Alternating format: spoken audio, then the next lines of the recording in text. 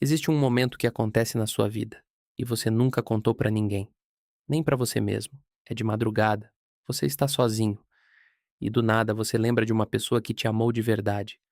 Pode ter sido um amor, pode ter sido um amigo, pode ter sido alguém da sua família em um momento específico.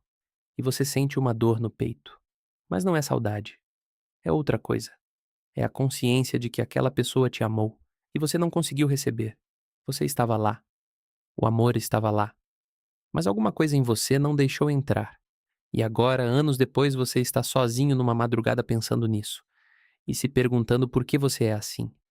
Por que quando alguém te ama, você afasta? Por que quando alguém te elogia, você diminui?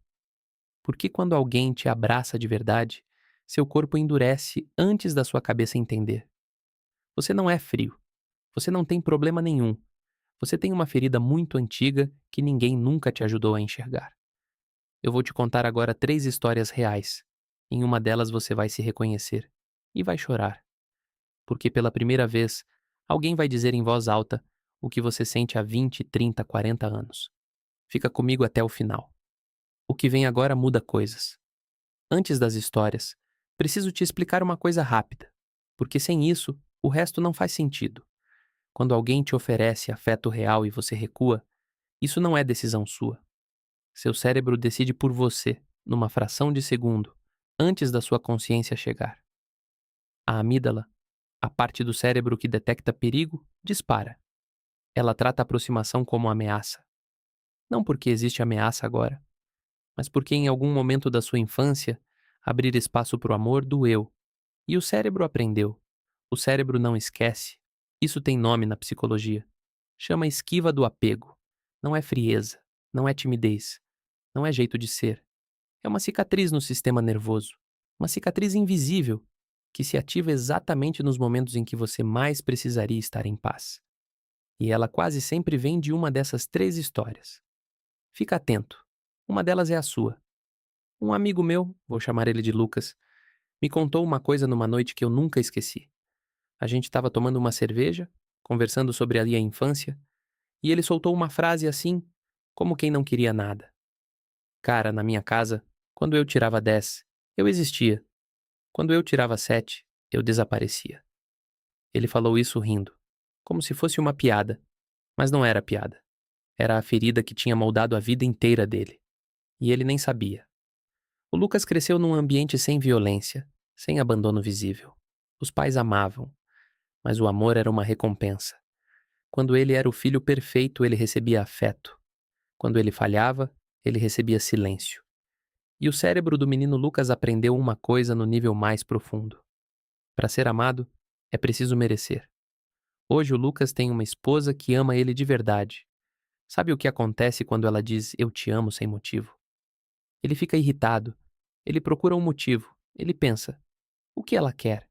O que eu fiz hoje? Ela tá mentindo? Porque no mapa interno dele, amor gratuito não existe, amor tem preço. E quando aparece um amor que não cobra nada, o cérebro dele solta o alarme. Isso é armadilha. Se essa história é a sua, você cresceu aprendendo que precisa produzir afeto, que precisa ser útil, ser forte, ser o melhor, para ser amado.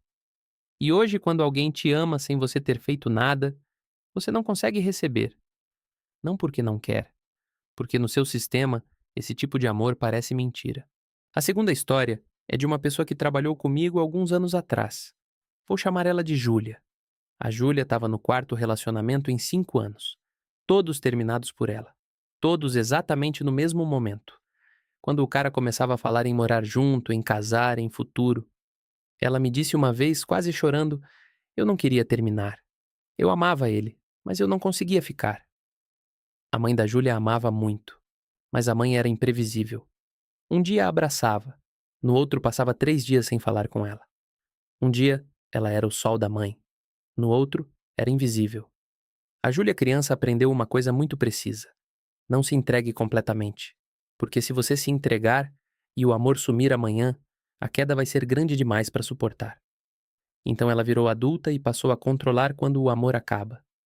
Melhor ser ela a terminar do que ser abandonada. Melhor sabotar cedo do que sofrer depois. Se essa história é a sua, você já sabotou o relacionamento que estava indo bem. Já criou briga do nada quando sentiu que estava próximo demais. Já terminou antes de ser terminado. Não porque você é ruim, porque uma parte sua ainda tem 8 anos e está esperando o amor desaparecer a qualquer momento. A terceira história é a mais silenciosa e talvez a mais dolorosa, porque quem vive, ela muitas vezes não sabe que vive. Vou chamar ela de Marina. Ela tinha uma particularidade esquisita. Ela não conseguia aceitar presentes, qualquer presente. Ficava fisicamente desconfortável. Conversando com ela, eu fui entendendo. Não houve trauma visível na infância. A casa era organizada, os pais presentes, sem brigas grandes. Mas tinha uma coisa. A mãe dela suspirava. Sempre que a Marina criança pedia alguma coisa, um brinquedo, colo, atenção, a mãe suspirava. Não gritava, não batia, só suspirava. E dizia sem olhar para ela: "Ai, minha filha." E a Marina menina aprendeu, sem ninguém nunca ter dito em voz alta: "Eu sou um peso. Minhas necessidades cansam. É melhor não pedir." Ela virou uma mulher que cuida de todo mundo, resolve tudo, está sempre disponível. E não sabe receber nada, porque receber para ela é ocupar espaço. E ocupar espaço, para ela, é ser o problema. Se essa história é a sua, você dá amor com facilidade. Mas quando alguém tenta te dar amor de volta, você trava, você minimiza, você diz não precisa, porque uma parte sua ainda acredita que você não tem direito de ocupar espaço na vida de ninguém. Eu preciso te dizer uma coisa, que talvez doa ouvir. Você provavelmente já perdeu pessoas por causa disso. Não porque elas foram embora, mas porque você foi criando distância aos poucos, sem perceber, sem querer. Até o espaço entre vocês ficar grande demais para atravessar. Com amigos, com amores, às vezes com os próprios filhos. E o mais cruel é que esse mecanismo parece prudência. Parece que você está sendo realista, maduro, cuidadoso, mas você está vivendo dentro de uma armadura que um dia fez sentido e que hoje só sufoca. Uma armadura que protegeu a criança que você foi e que está impedindo o adulto que você é de ser feliz. A saída não começa com terapia. Não começa com uma grande decisão.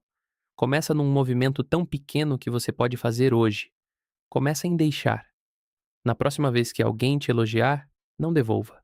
Não diga que nada. Fica quieto por 2 segundos. Só diz obrigado e deixa entrar. Na próxima vez que alguém oferecer ajuda, não recuse no automático. Respira. Pergunta para você mesmo: eu não preciso mesmo ou é reflexo? Se precisar, aceita. Na próxima vez que alguém te abraçar de verdade, não conte os segundos. Não dê o tapinha nas costas. Fica. Por mais 2 segundos que o normal.